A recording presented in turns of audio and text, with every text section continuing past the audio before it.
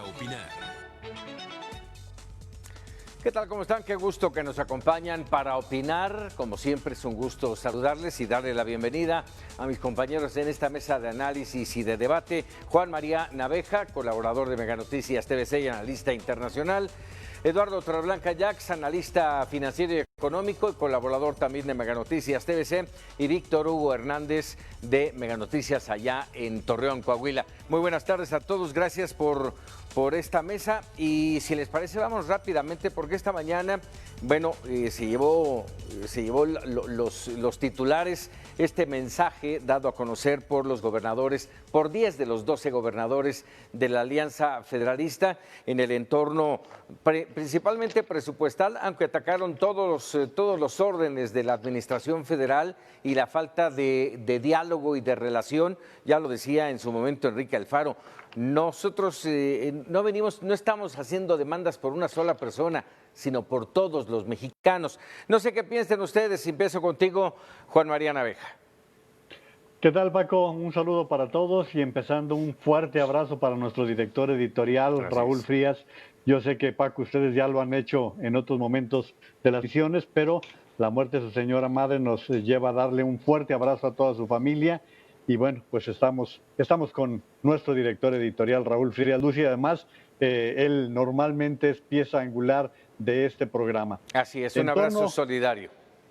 En torno a lo que comentabas, Paco, pues mira, no puede uno estar en contra de lo que están diciendo los gobernadores por algo muy elemental. Pasa todas las mañanas. Esta polarización en la que se encuentra el país y que se genera desde la máxima tribuna del país cuando el presidente de la República nos enfrenta a unos con otros y que estamos viendo que se refleja en el ser y quehacer de la actividad de gobierno. No perdamos de vista que vivimos en una república federal, una república en la cual cada estado tiene soberanía. Por lo tanto, es cada gobernador un homólogo del presidente de la República. Si bien el presidente es el titular del Ejecutivo Federal, también en cada entidad es igual o tiene un mandato homogéneo con los gobernadores. Eso por un lado. Y por otro, lo malo que ha sido el trato del presidente de la República hacia los gobernadores. Paco, no pasa de 2 reuniones en todo lo que va del año. Y tenemos una pandemia, tenemos un problema bien serio en el país que obligaría a reuniones, si no semanales, sí con una gran frecuencia, y el presidente de la República simplemente cierra los caminos, va a los estados como ocurrió con Chihuahua y ni siquiera tiene nunca en la historia había sucedido lo que pasó en Chihuahua, Paco, para sintetizarlo de esa manera, que va el presidente de la República y ni siquiera se hace acompañar del gobernador del estado. Así es, así es. Y yo aquí en este comentario que hiciste, Juan María, y lo comento con Víctor Hugo Hernández y con Eduardo Torreblanca, este pronunciamiento, este alzar la voz, en su momento lo mencionaste así, Víctor Hugo Hernández, esta rebelión no le da mayor fuerza al tema de la polarización, Víctor.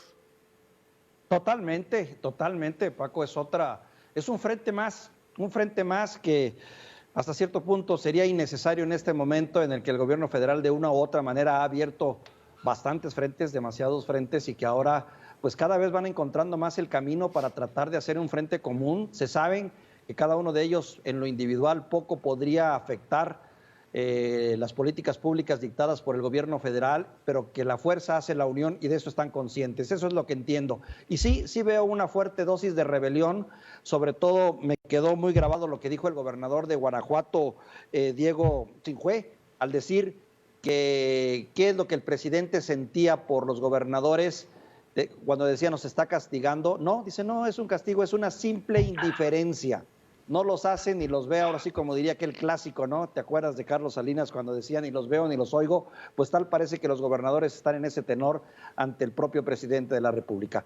Y sí comparto lo que señalaba Juan María hace un momento. Vivimos en un país que estará representado por una federación, pero es una federación que desafortunadamente pienso a lo largo del tiempo se ha ido deformando en sus valores y se ha ido deformando en su manera de operar y de trabajar, de tal manera que al día de hoy vamos en un franco camino a un nuevo centralismo que no le va a hacer nada bien a los estados. Habló, y ahora que mencionabas al gobernador de Guanajuato, habló de decisiones centralistas y lo equiparó, lo comparó con un enorme agujero negro que todo se come. Tenemos que decirle basta. ¿Es así, Eduardo?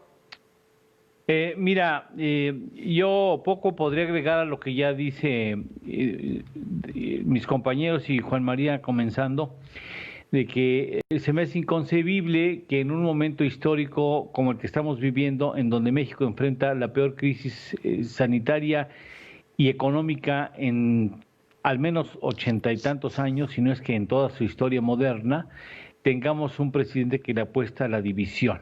O sea, no lo puedo entender. Al extremo que por mucho que uno respete la figura presidencial, tendríamos que considerar que es un acto de profunda irresponsabilidad mantenerse en ese carril. Lo que hoy necesita el país es unir fuerzas, voluntades, compromisos específicos de todos para que este país salga adelante lo antes posible, protegiendo, privilegiando la conservación de la vida y de la recomposición de los ingresos de las familias. Ese debería ser el reto que tenemos que cumplir los mexicanos. Y el presidente va en otro carril y en sentido contrario. Y cito esto a reserva de verlo un poco más adelante, si hay tiempo, y si no, lo dejo consignado, de recientemente una modificación a la ley de disciplina fiscal para que estados y municipios puedan contratar deuda y de esa manera atender contingencias como la actual pandemia del COVID. Y eso señala claramente que el gobierno no quiere hacerse cargo de los compromisos que cada uno de los estados tengan cuando se presente una contingencia. Tendrán que ser los estados los que acudan a contratar de deuda, a pesar de que la inmensa mayoría de ellos no tienen ya maniobra fiscal, maniobra financiera posible para un endeudamiento extra. Y esto me parece que cambia drásticamente el juego entre la federación y los estados. Y qué triste, porque nunca yo había visto y jamás hubiera apuntado a la posibilidad de que un presidente ignorara a 12 estados del país. O sea, no puedo creerlo, que no tenga la voluntad de sentarse con ellos, acordar o llegar a acuerdos. O sea, no puedo entender cómo un presidente le apuesta a la división como una estrategia para salir adelante de la peor crisis que tiene México en su historia. No lo entiendo. Bueno, bien dice el dicho, y dice bien, divide y vencerás. Hoy el gobernador de Aguascalientes, Martín Orozco, decía, el triunfo de una fuerza política no puede significar la derrota de todo el país, pero habría que subrayar aquí, más allá de que pueda compartir lo que ustedes acaban de mencionar de este pronunciamiento de la Alianza Federalista, tenemos que inscribirla en un momento electoral como el que vive México y no puede soslayarse, no puede sacarse de ese contexto, Juan María.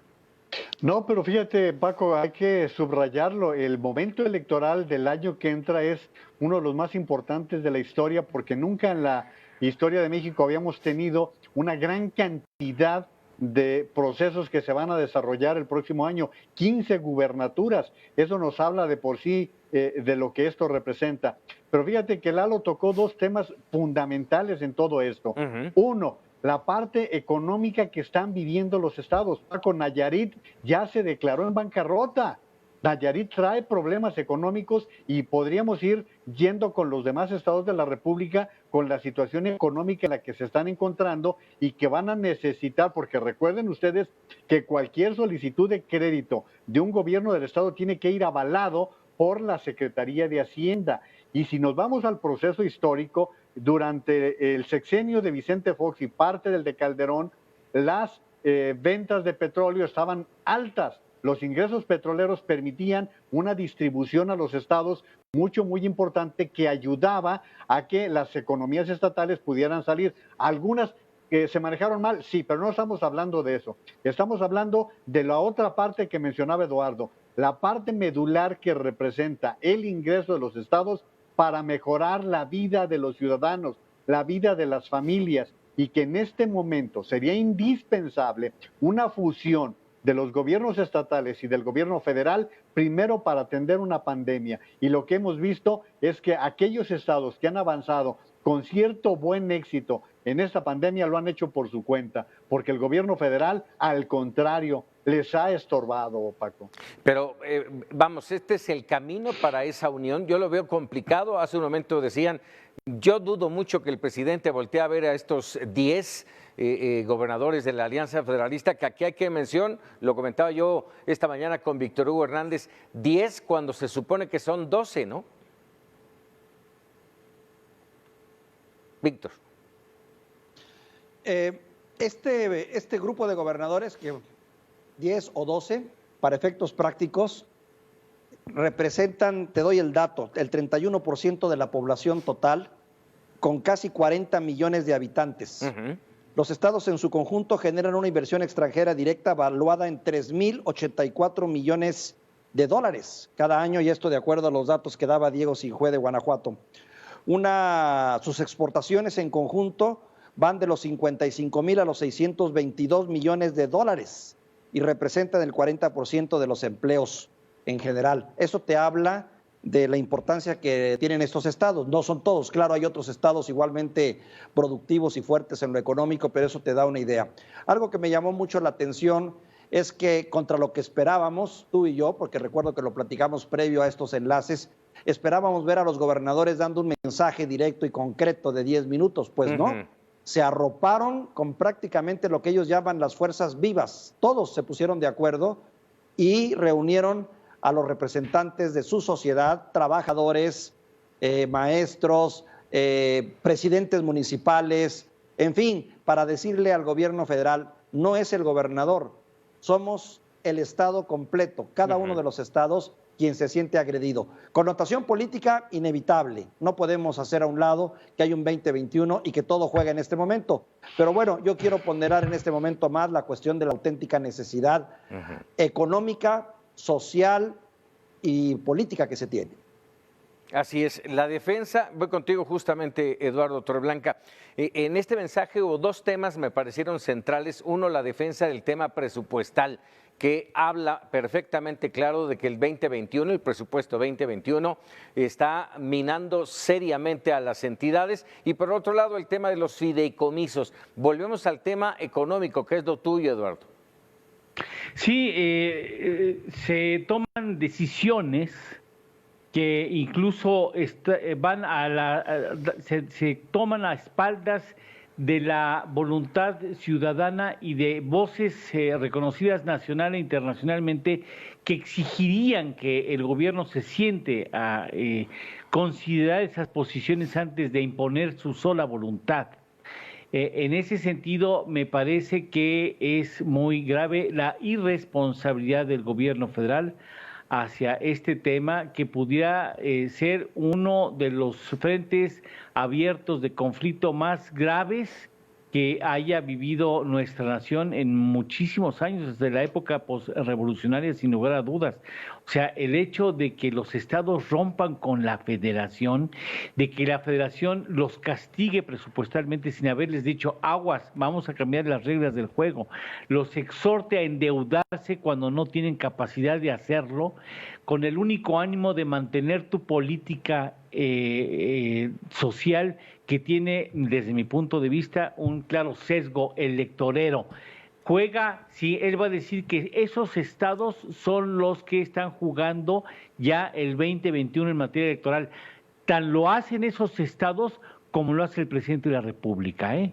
O sea, ese es un juego en el que todos participan, no solamente los estados disidentes, también lo hace el presidente de nuestra nación. Sí, un juego perverso en el que finalmente los más afectados somos el resto de la población, los mexicanos. Y yo aquí preguntaría a Juan María Naveja, 10 se pronunciaron hoy, 10 gobernadores, 10 entidades de la Alianza Federalista. ¿Qué pasa con los otros 22 que ni pío dicen?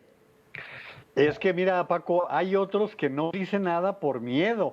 Sí estamos viendo un clima de terror en el país y estamos viendo, mira, por ejemplo, te pongo el caso de Sonora. Lo que se comenta entre la gente de Sonora es que la gobernadora lo que no quiere es un proceso en el cual se vea afectada una vez que salga, porque hay señalamientos contra ella y su familia. Y así podríamos hablar. Recordemos que estará en juego medio país con sus gubernaturas. Y estamos viendo, lo acabamos de ver en Coahuila, tú lo viviste allí, Víctor, con la situación de Coahuila y de Hidalgo, en donde los gobernadores tienen un peso específico y lo van a jugar. Ahora fíjate, en añadido a lo que decía Víctor, están entre estos 10 gobiernos 3 o 4 que son los que tienen la principal carga de remesas, como son Jalisco, Michoacán, Guanajuato, que son de los estados que más remesas reciben. Agrega eso a la carga económica que significan estos estados de la República.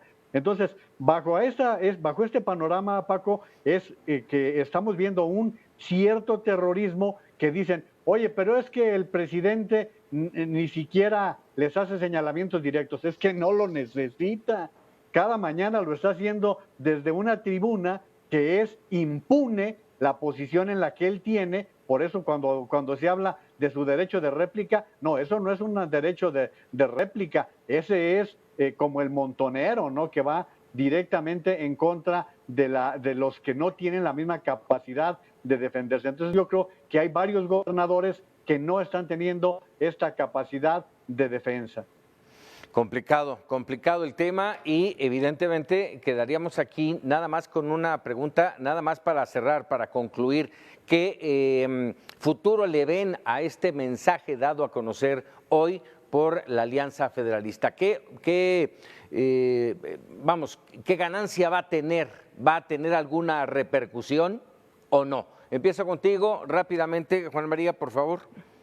Pues no creo, Paco, porque como dijo Víctor, está como Salinas de Gortari, ni los ve ni los oye.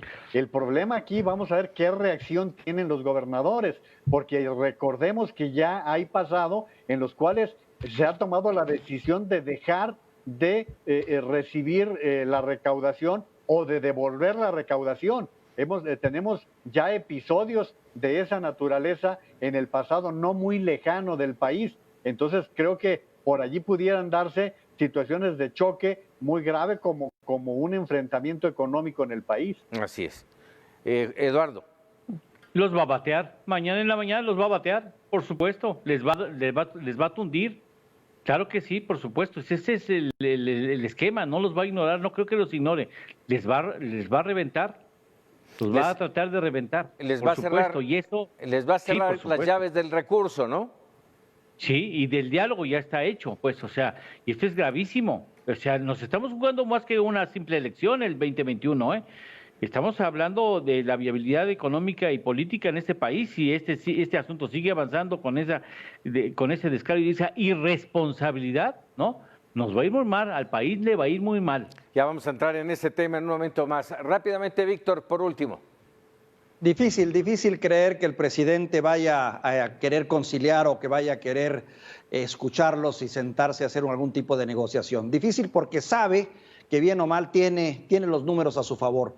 Tiene la bolsa, que es lo más importante, tiene los recursos porque de acuerdo a esta estructura fiscal, pues bueno, es la federación quien controla la mayoría de estos recursos. Tiene la simpatía, nos guste o no, de un gran número de la población que todavía avala sus políticas públicas y desafortunadamente te diría, tiene la arrogancia para saber que lo hace porque puede.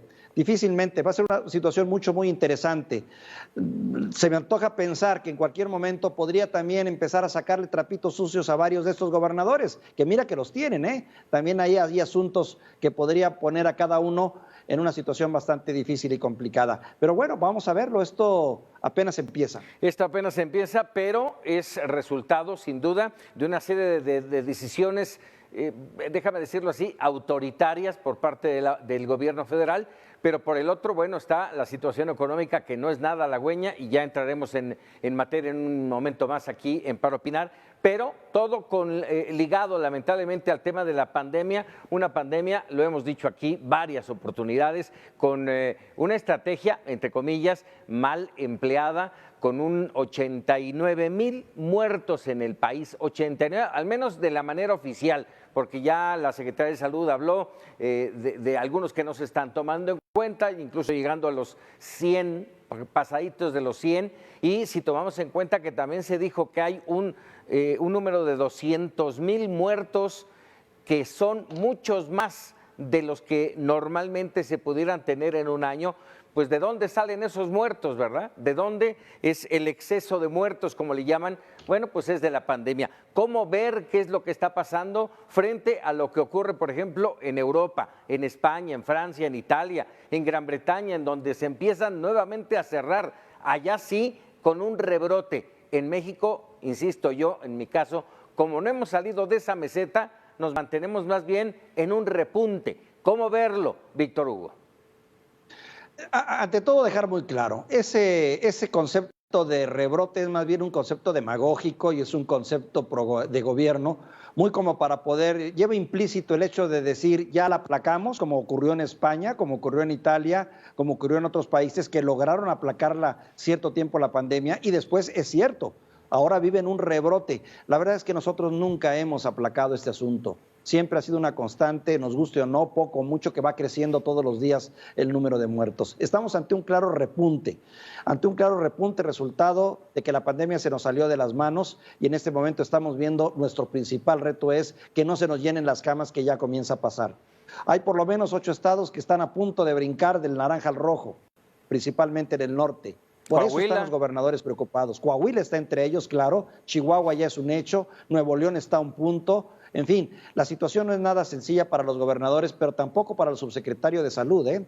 Las estadísticas señalan, los números señalan números muy, muy catastróficos. Mira, yo sigo con mucho interés lo que publica la Universidad de Washington y el dato es durísimo.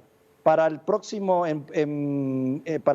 febrero, no es exagerado, no estamos triplicando ni cuatriplicando, pero no es necesario, porque las cifras ya son altas. Ahorita andamos en el orden de los 88,000 muertos. De acuerdo al Instituto de Métrica y Evaluación de Salud de la Universidad de Washington, que sigue muy puntualmente el tema de México, nos dice que para el 1 de febrero estaremos contando 120,000 muertos. Y es una cifra conservadora, tal vez, ¿no? Conservadora totalmente. Ahora, más allá de eso, insisto, y aquí pregunto, Juan María Naveja, ¿hace falta un liderazgo? Y no hablo del presidente, no necesariamente del presidente, hace falta liderazgo, hace falta tomar medidas en serio, porque no podemos lavar las manos de una sociedad mexicana, y lo tengo que hacer, igual quienes nos están viendo van a decir, no exageres, pero la realidad es que en este momento un porcentaje muy alto de mexicanos ha regresado a la normalidad, a salir a comer, al cine, al teatro, a los centros comerciales. Ya no voy a hablar de que no salgan con cubrebocas, creo que todavía ahí hay un 80-90% que todavía lo usamos, pero la realidad es que tenemos una responsabilidad como sociedad.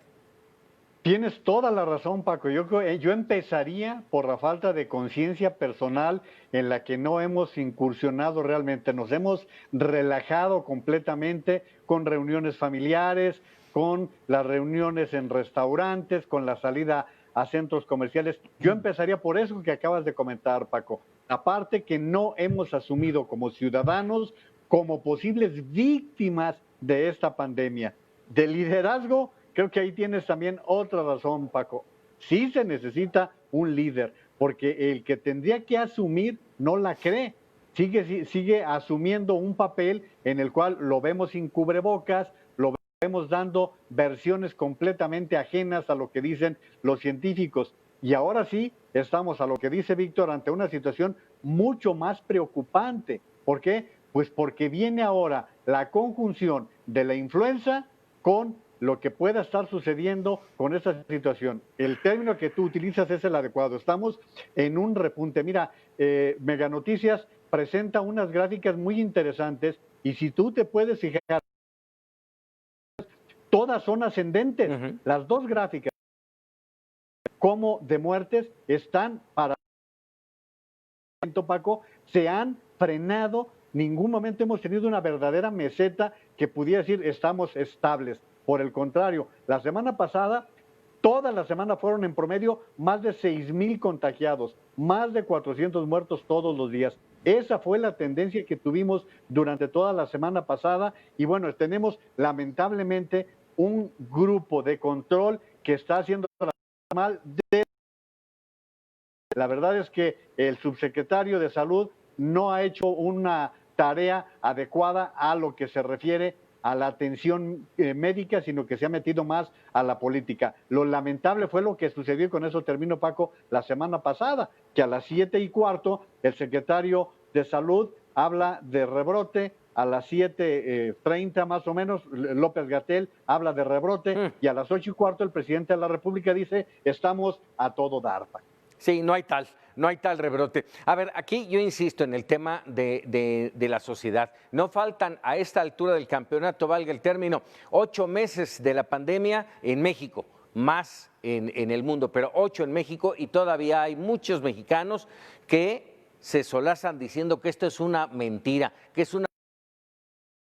que no va a pasar absolutamente nada. Y aquí el punto, voy al tema, el tema económico. A tu consideración, Eduardo Torreblanca, ¿se ha privilegiado la reapertura económica más que la salud de los mexicanos?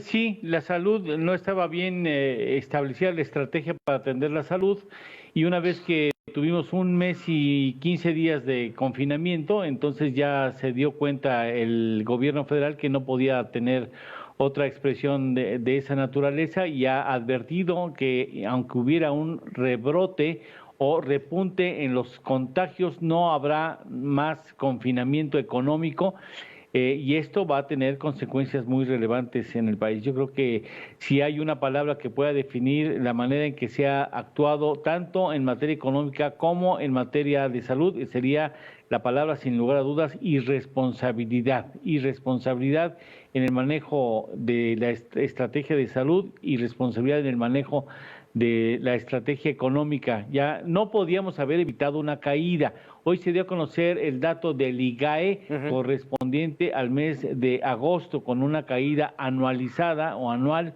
de menos 8.5%. Pero si viene un repunte en los brotes, en los contagios, no dude de que el asunto se puede ir arriba del 9.5 o 10% si tenemos de alguna manera por necesidad de confinarnos de nuevo, perdón. En el siguiente bloque, Eduardo, yo voy a pedirte que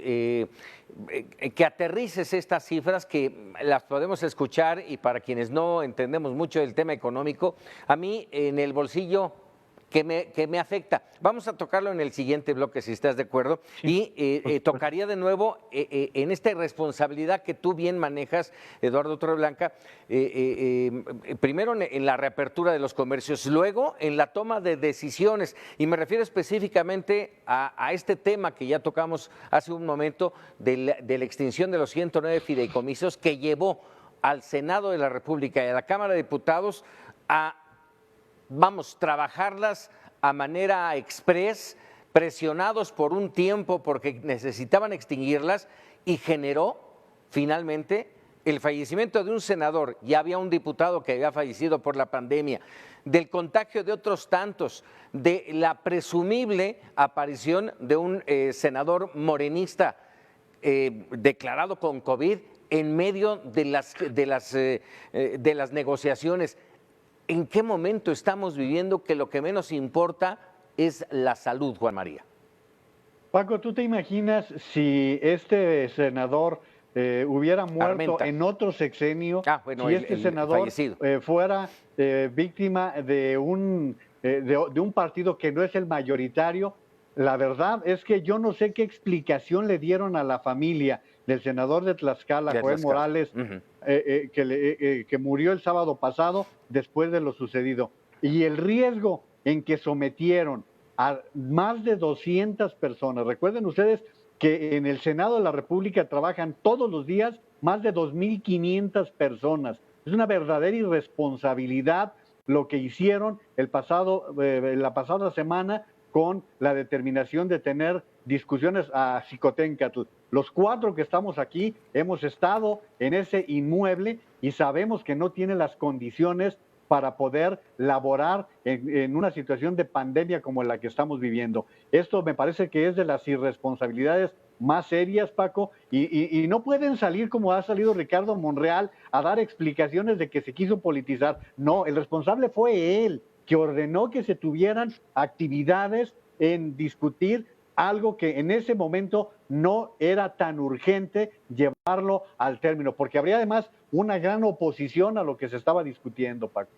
Caray, vamos a tener que hacer una pausa, me quedé pendiente contigo, Víctor Hugo, pero bueno, nada más déjenme subrayar porque la falta de uso del cubrebocas, y hablo no solamente del presidente López Obrador, del presidente Donald Trump, recién salido de COVID, mostrándose en la noche del Halloween en la Casa Blanca, todo mundo con cubrebocas, él y Melania sin ellas.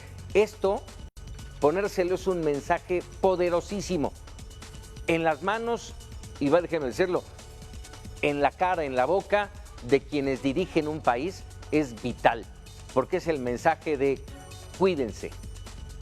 Nosotros desde aquí, desde Para Opinar en Mega Noticias TVC, reiteramos, importantísimo que usen el cubrebocas, más allá de otras medidas que son fundamentales. Hacemos una pausa y regresamos para opinar.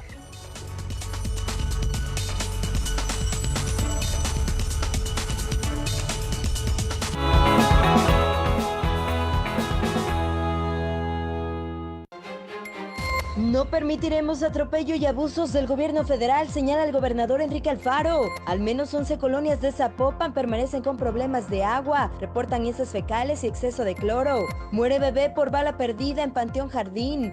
Toda la información esta noche por el 151 de Megacable.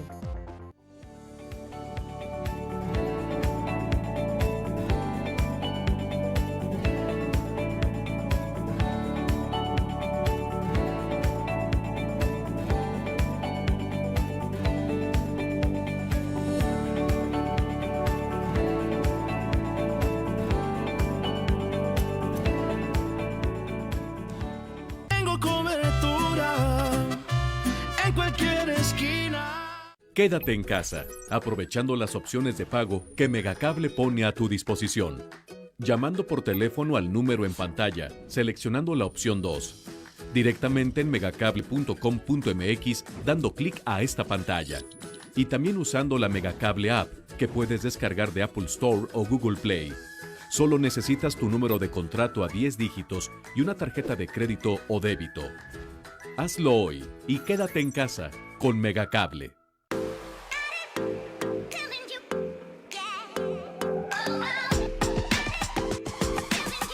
No se pierdan Mega Música a través del 151 y 1151 de Mega Canal. Yo les prometo mucha música, bandas que conocer, sus nuevos eventos, los lanzamientos, los videos musicales y muchas más cosas de qué hablar. Yo soy Betina Cedo y los espero en el siguiente episodio con muchas sorpresas.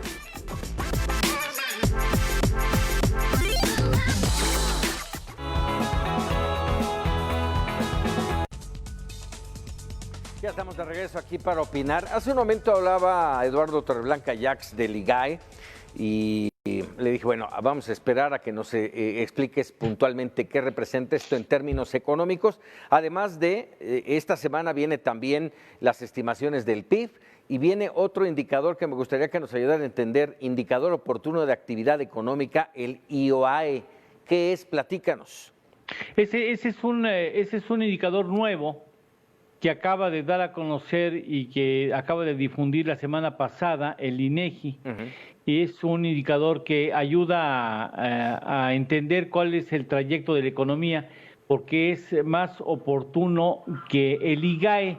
El IGAE aparece prácticamente con 2 meses de retraso y este nuevo indicador al que hace referencia será difundido 3 semanas después del periodo de vencimiento, del periodo del que se informa.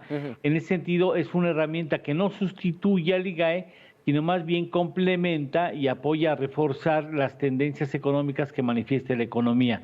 En todo caso, lo que nos están diciendo estos indicadores es que efectivamente hay un rebrote, para utilizar el término de sanitario correcto, pandémico, un rebrote de la actividad económica. Es un rebote finalmente matemático, porque si tú caes cuando la economía está sin tener actividad alguna, porque todo el mundo estábamos encerrados o debimos haber estado encerrados, ¿no? Cuando ya regresas a la actividad económica, pues evidentemente la generación de riqueza, la actividad económica se reactiva. Entonces, por obvias razones, tú tienes un repunte de la actividad económica. Lo que nos está diciendo hoy el IGAE es que se cayó 8.5% en términos anuales, de agosto a agosto, pero hay un muy tímido repunte entre julio y agosto de 1.1%. Quiere decir que sí se va avanzando en la actividad económica, pero no a la velocidad que quisiéramos todos. Entre otros factores, porque la economía mexicana está, digamos, muy afectada por el COVID en semanas o meses anteriores. En segundo, porque la economía estadounidense no nos está jalando con la velocidad que quisiéramos. ¿Por qué? Porque también ellos tienen problemas de una actividad económica más lenta, y esto hace que no jale de manera oportuna o vigorosa a la economía mexicana. Y eso se manifiesta en una menor cantidad de empleos creados, en una menor masa salarial, es decir, a los salarios que se reincorporan a la actividad económica no son los mismos que se tenían en enero o a principios de febrero del presente año, y esto hace que la actividad, digamos, la actividad económica acabe con menores signos de vigor en la actividad económica, y también menor poder adquisitivo de las familias y mucho temor, por cierto, supongo que en sus familias pasa lo mismo que en la mía, de que no quieres desprenderte del efectivo porque no sabes cuándo viene una sorpresa, o si eventualmente podría llegar una sorpresa, entonces detienes el dinero para no consumirlo. A la alternativa de un crédito ya hasta la piensas, hasta comprar una licuadora, pues no sabes si es el momento oportuno, porque quién sabe cómo se van a poner las cosas después.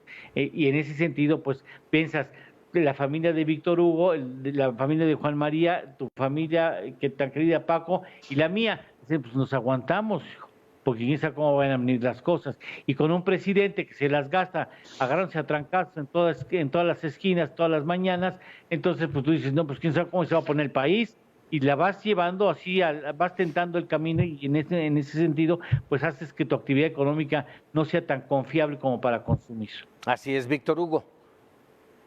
No voy a aportar nada que Lalo y Juan María no sepan ya, porque son nuestros expertos en este programa en cuestiones de economía. Lo que sí te puedo decir es que se nos viene una situación muy complicada, porque mira, el sector comercio, sector empresarial, está apostándole principalmente estos últimos meses del año. El Buen Fin, los gastos de Navidad, Año Nuevo, las fiestas. Si llegase a haber un problema más con la pandemia, que tuviésemos que cancelar la actividad económica de nuevo y regresar a casa o lo que tú quieras, va a ser el acabose, porque ahora sí nos vamos a enfrentar, de hecho ya lo estamos viendo, muchísimos negocios que han tenido que cerrar, muchos empleos que se han perdido, no hemos recuperado el 1,000,000 de empleos que se perdieron en los meses pasados, creo que andamos en el orden de la recuperación de 200,000 apenas, entonces el escenario sí es muy delicado. Si no cae en la conciencia, si no nos cae en conciencia que esta pandemia puede pasar trayéndonos en lo económico en los próximos meses, que es la posibilidad de una recuperación, el próximo año va a ser terrible en toda la extensión de la palabra. Te hablo como consumidor, como ciudadano promedio, que también es cierto, tiene que estar contando sus pesos día a día y tomando decisiones de qué hace con ellos, si paga su tarjeta, si los aguarda, si mejor no compro, si mejor me aguanto y los meto bajo el colchón. Esa es la realidad. A ver, déjenme plantearles este panorama. España está tomando decisión sobre un semiconfinamiento de 15 días propuesto por el gobierno a que se extienda a 6 meses. 6 meses de semiconfinamiento, ¿qué quiere decir? Que a partir de si no mal recuerdo, a partir de las 10 de la noche, todo mundo en su casa sin poder salir. En el día sí, trabajo, todo, pero a las 10 de la noche todo mundo en su casa, como un toque de queda, vamos el término. ¿Ven ustedes una situación así en México, Juan María?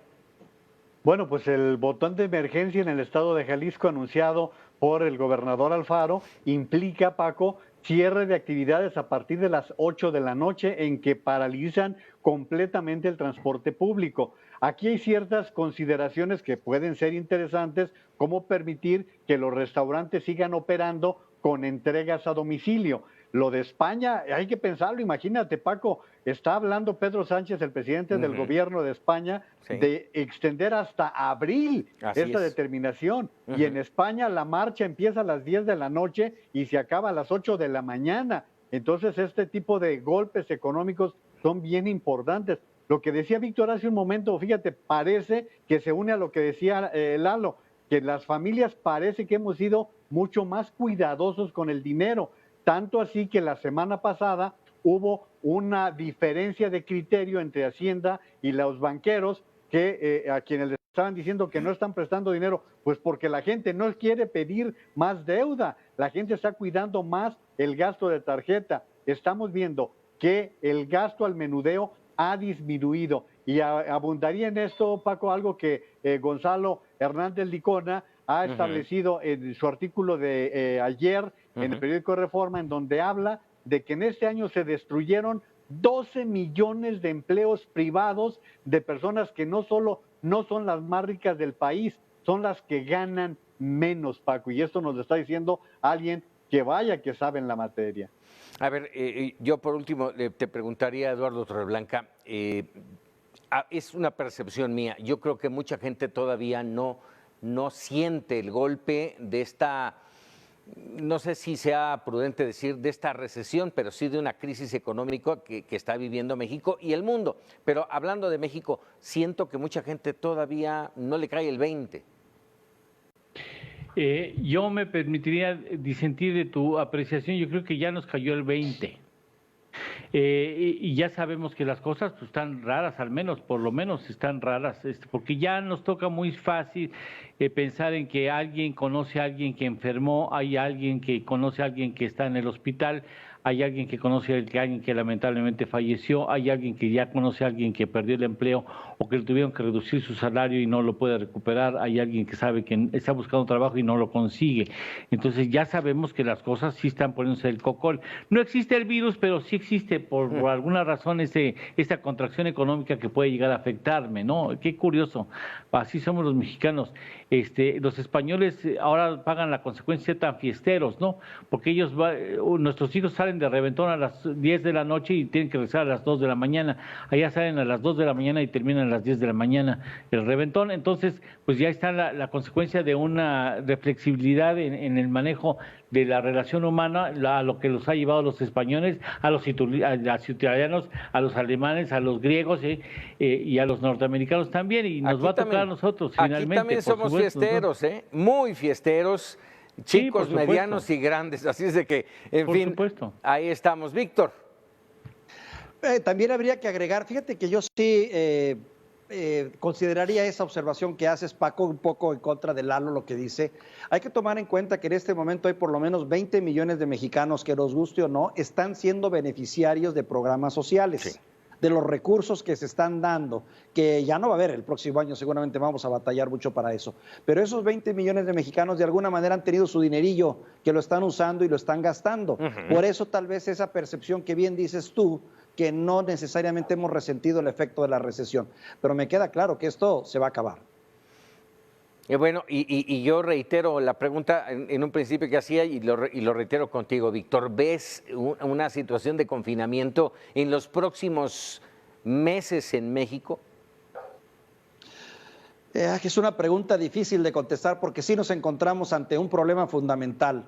O activamos la economía y pagamos con muertos, sí, o protegemos a nuestros mexicanos y pagamos el precio de la economía. Es una decisión realmente difícil, no se tiene fácil, pero vuelvo al punto. Si hubiésemos, yo sé que el hubiese no existe y no deberíamos usarlo jamás, pero si realmente hubiésemos aprendido a manejar la pandemia, no a evitarla porque era inevitable, pero si hubiéramos tomado las decisiones correctas, estaríamos en una mejor posición ahorita para tomar decisiones económicas más sensatas. El problema está que los muertos se nos siguen acumulando y los contagiados también. Bueno, déjeme cambiar de tema, ya que mencionabas el tema de muertos, porque cuando inició esta administración nos prometieron algo que le llamaron un punto de inflexión. Y a lo largo de la prometieron a los primeros 6 meses y lo extendieron unos meses más y dijeron que iba muy bien y que el punto de inflexión ya habíamos llegado, pero la realidad es que a 23 meses de aquel momento en que se habló del punto de inflexión, hoy tenemos más de 63,000 homicidios a cuentas y nada que decir. El hombre que estaba a cargo de ese punto de inflexión se va ya el próximo viernes, se despide y se va a buscar un mejor camino con mucho mejores dividendos políticos, de poder y económicos. Este hombre que estamos viendo en pantalla, Alfonso Durazo, secretario todavía hoy, secretario de Seguridad Ciudadana. ¿Cómo ver el panorama de la seguridad en el país? ¿Cómo ver el camino político de este hombre, Juan María Naveja? Bueno, pues podríamos sintetizarlo en que se va para arriba, que se va promovido, Paco. Cayó no para se arriba. puede ver de otra manera, se ha premiado, porque él desde antes de que comenzara el sexenio ya había dicho que buscaría la gubernatura del estado de Sonora, pero los muertos de López Obrador y los muertos de Alfonso Durazo están ya, como tú dices, en los 63,000, más que los que registró Calderón en todo su sexenio y ya casi igual que Enrique Peña Nieto también en todo su sexenio. Mira, el economista Sergio Negrete en Twitter todos los días le va recordando al presidente de la República el tiempo que pidió. Está a 6 días, Paco, del segundo plazo que pidió para que se arreglaran las cosas. Me temo que no va a suceder, porque mira, este fin de semana tuvimos Bueno, es que tú tienes otros datos, Juan María. Otros datos, sí, y también Sergio. Hubo este fin de semana 294 muertos, Paco, este fin de semana. O sea, ¿qué pasaría si las cifras estuvieran valorándose sin la pandemia? Porque pues, recordemos que tuvimos por lo menos 2 meses en los cuales la gente estuvo en sus casas y que los robos a casas habitación, los robos a transeúntes también disminuyeron durante esa etapa. Entonces, la inseguridad está inscrita entre los 3 principales problemas que tenemos los mexicanos y a los cuales le seguimos teniendo pánico. ¿Por qué? Pues porque sigue el número de muertos, pero sigue también la inseguridad. Y creo que en esto, los 4 que estamos aquí, tenemos la experiencia de que este tipo de crisis luego desarrolla también un tipo de violencia, desde la violencia hormiga hasta la gran violencia, porque pues la gente sale a tratar de conseguir la papa, Paco. Así es. Se va a una entidad buscando la gubernatura de Sonora, una entidad también seriamente golpeada por temas de inseguridad, Víctor. El mundo al revés, mi querido Paco, 117 muertos en promedio diariamente, muertos violentos, es el saldo que entrega el señor Alfonso Durazo y lo he reiterado en más de una ocasión. No dudo que sea una persona sensible, un hombre de trabajo, un hombre honrado, eso no lo cuestiono, pero sí lo cuestiono como funcionario público y eso me lleva a otra reflexión. Estamos en un país en donde el político no progresa en función a sus resultados, progresa en función a su cercanía con el hombre poderoso o progresa en función a las veces que esté en un medio y es reconocido social o mediáticamente. Eso es indebido y es incorrecto. Deberíamos empezar por hacer cuentas claras para decir si merecen o no merecen el puesto, por lo menos aspirar a un puesto de elección popular. Desafortunadamente para el señor Durazo sus números no hablan bien, no hablan de un trabajo efectivo. Nos dijo primero 6 meses, después nos habló de 1 año, después nos habló de 2 años y luego nos habla que ahora tenemos que esperar hasta el fin del sexenio para poder ver que las cosas se calmen. Eso no es un trabajo profesional, no es de lo que se esperaba de un hombre que ofreció, se abatiría la delincuencia, se abatirían los índices de inseguridad. Esa es mi percepción. Y mira que no me cae nada mal en su trato y en su persona, pero estoy hablando del funcionario público. Así es. Eduardo. Mira, ¿sabes qué vergüenza que en este gobierno se trabaje como se gobernaba con los priistas y también con los panistas, ¿no? Lo que está haciendo el gobierno federal, en el caso de Durazo, equivale a barrer, ¿no? La casa, ¿sí? Levantas la alfombra y metes lo que barriste debajo de la alfombra para que se vea que todo está limpio, ¿no? Oye, ¿me das la oportunidad?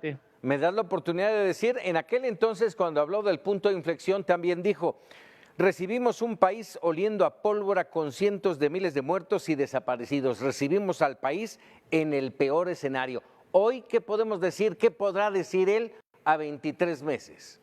Y mira, deja añadir, Paco, perdón Lalo que me estoy atravesando porque la frase de Pancho Garfias fue genial.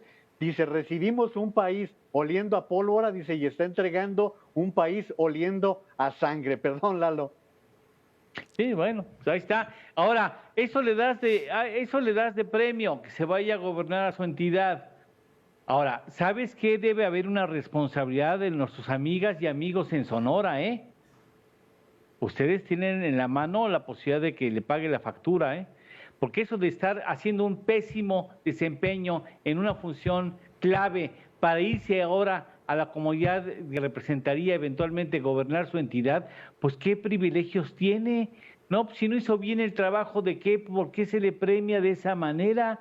No, pues entonces, pero eso depende también de los electores, porque nosotros tenemos que ser autocríticos, hemos sido muy panchudos, o sea, no, sí, nos ha gustado a nosotros estar critique al gobierno y muchas de las cosas que suceden y que no nos gustan suceden porque nosotros lo permitimos.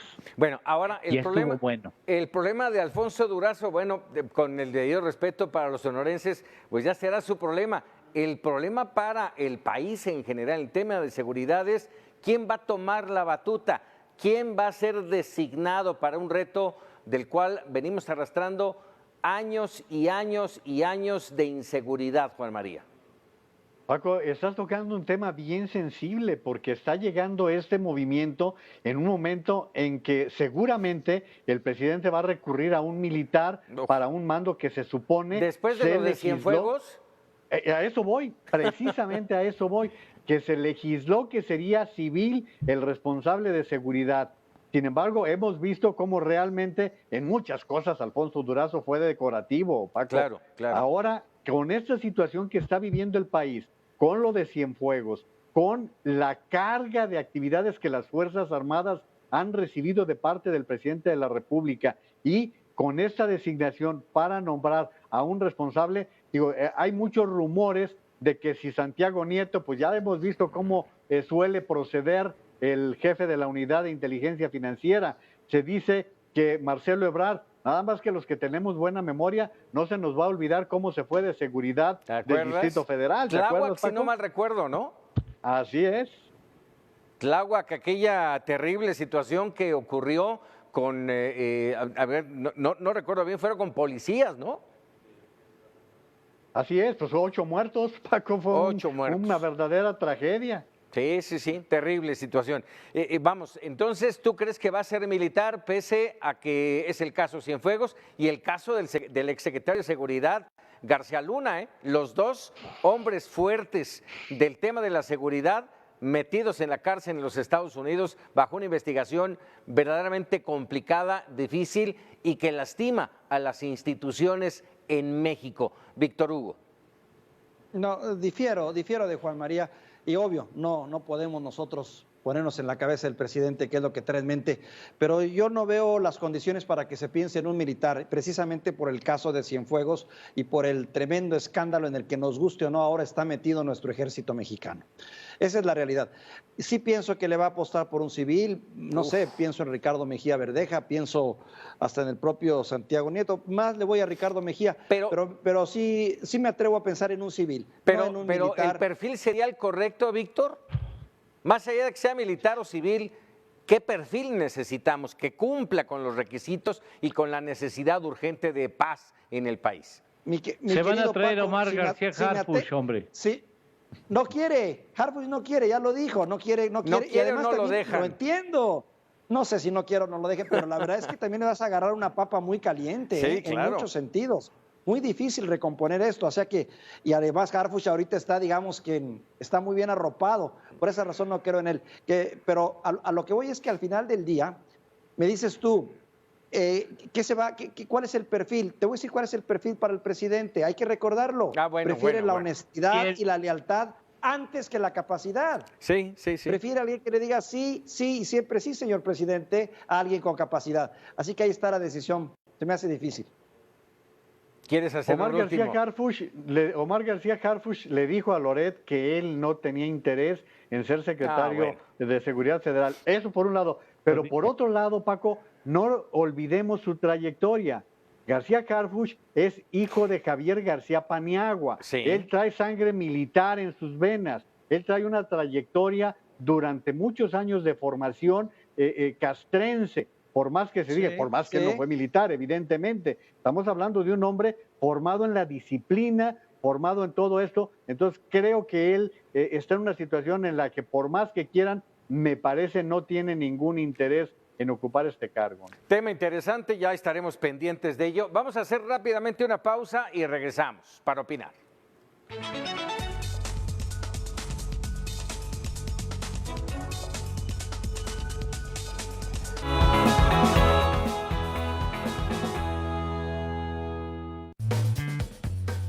Mega Canal.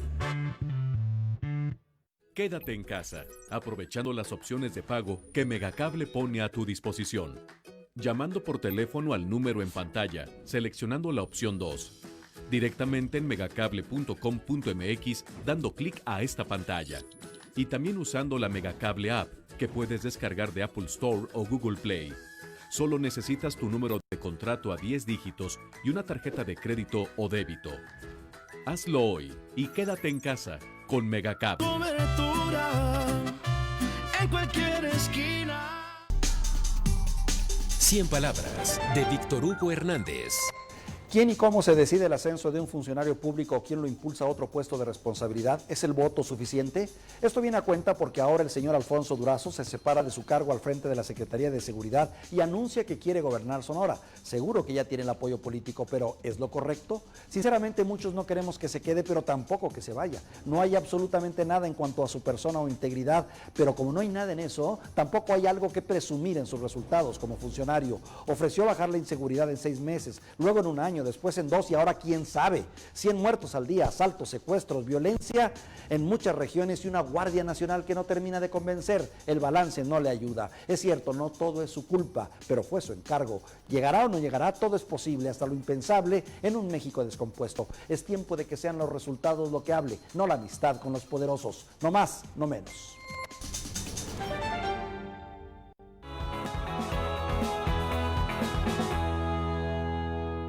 El soporte que necesitas están a solo una llamada de ti. No lo pienses más. Llama ya. De los mexicanos expresado en estos memes, en estos cartones sobre la situación actual en la que vivimos. Bueno, por supuesto les agradezco a mis compañeros Eduardo, Juan María, Víctor, como siempre, pero sobre todo a usted que nos haya permitido externarles nuestra opinión, nuestro debate incluso en algunos momentos, para que usted tome la mejor decisión, se quede con ello y bueno, por supuesto, muchísimas gracias. No nos despedimos, gracias compañeros, muy buenas noches. Vámonos ahora con Alejandra López que nos tiene la información. Ale. ¿Qué tal, Paco? ¿Cómo estás? Muy buenas noches. Ya estamos listos para arrancar este espacio informativo. Traemos información importante que tiene que ver con COVID-19, las multas que se están aplicando por no utilizar correctamente cubrebocas en Oaxaca y en Puebla. En Tehuacán el tema de la Flor de Muertos ya están pues con todo.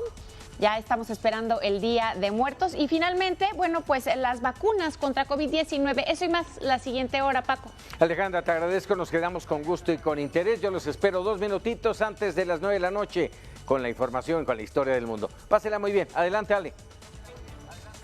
Gracias, Paco. Usted que está en casa, acompáñeme, vamos a hacer una pausa, es breve, volvemos con toda la información.